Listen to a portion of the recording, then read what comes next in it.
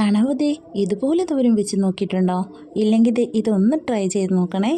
അപ്പോൾ ശരി, ഇതെങ്ങനെയാണെന്ന് നമുക്ക് നോക്കാം. ഒരു പാനിലേക്ക് കുറച്ച് വെളിച്ചെണ്ണ വീട്ടി കുറച്ച് കടുക് ഇട്ട് കൊടുത്ത് ഒന്ന് പൊട്ടിച്ചെടുക്കാം. ഇനി ഇതിനകത്തേക്ക് വേണ്ടത് സവാളയും ഇഞ്ചി, വെളുത്തുള്ളി, പച്ചമുളക്, ഒരു ചെറിയ തക്കാളി, ഇതെല്ലാം കൂടെ ഞാൻ ചോപ്പറിനകത്തിട്ട് അരിഞ്ഞെടുത്തതാണേ.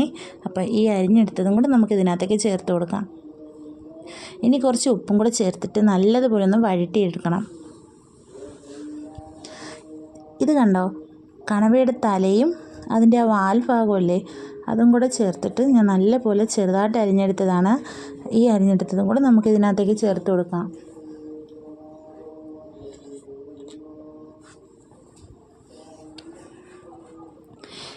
ഇതിനകത്തേക്ക് ചേർത്ത് നല്ലതുപോലെ ഒന്ന് ഇളക്കി കൊടുക്കാം.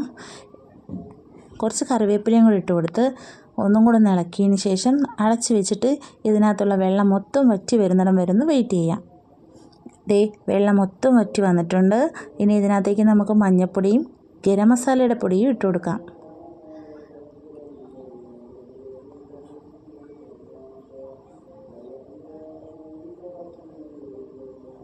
ഗരം മസാലയുടെ പൊടിയും കൂടി ഇട്ട് കൊടുത്തതിന് ശേഷം കുറച്ച് തേങ്ങയാണ് നമുക്ക് ഇതിനകത്തിന് മെയിനായിട്ട് ചേർക്കാനുള്ളത്.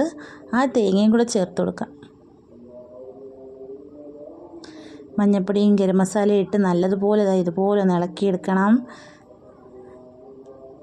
അതെല്ലായിടത്തും ഒന്ന് പിടിക്കാൻ വേണ്ടിയാണ് നമ്മൾ ഇതുപോലെ ഒന്ന് ഇളക്കി കൊടുക്കേണ്ടത്. എന്നിട്ട് തേങ്ങയും കൂടി ചേർത്തിട്ട് നല്ലതുപോലെ ഒന്നും കൂടെ ഒന്ന് ഇളക്കിയെടുത്ത് കുറച്ചും കൂടെ ആ വെള്ളത്തിൻ്റെ ഒരു മയമൊക്കെ ഒന്ന് മാറുന്ന വരെ ഒന്ന് നല്ലപോലെ ഇളക്കി കൊടുത്തേക്കണം. തീർച്ചയായിട്ടും നിങ്ങളെല്ലാവരും ഇതൊന്നും ഉണ്ടാക്കി നോക്കണം. അടിപൊളി ടേസ്റ്റാണ്. എൻ്റെ ഈ കുഞ്ഞു ചാനലൊന്ന് സബ്സ്ക്രൈബ് ചെയ്ത് സപ്പോർട്ട് ചെയ്തേക്കണേ. അപ്പോൾ ശരി, എല്ലാവർക്കും ഇഷ്ടമാവുന്ന രീതിയിലുള്ളൊരു തോരനാണ്. എല്ലാവരും ഒന്ന് ട്രൈ ചെയ്ത് നോക്കണേ. എൻ്റെ ഈ ചാനലൊന്ന് സബ്സ്ക്രൈബ് ചെയ്തേക്കണേ.